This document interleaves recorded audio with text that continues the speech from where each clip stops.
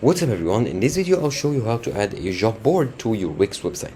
So let's say I want to add a job board to this website, my site 10. Here I have my websites that I created on Wix, and what I need to do is first of all edit site.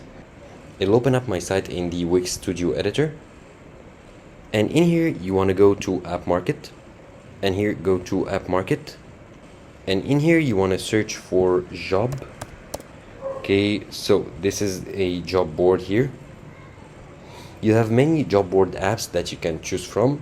So in my case here, I chose this one, for example. Let's say add to site. You want to click on add to site. Okay, agree and add. And now it'll take a couple of moments to fully set up and add to your website. And now that is added. Here you have the job board added to your website. And once you get the board here, you can just click on it here and then go to settings. And here you can edit the title, the available positions here that you want. You can copy them, you can delete them. You can edit the settings right here. So the title of the job description, the location, the compensation, full-time or part-time, and the description, etc.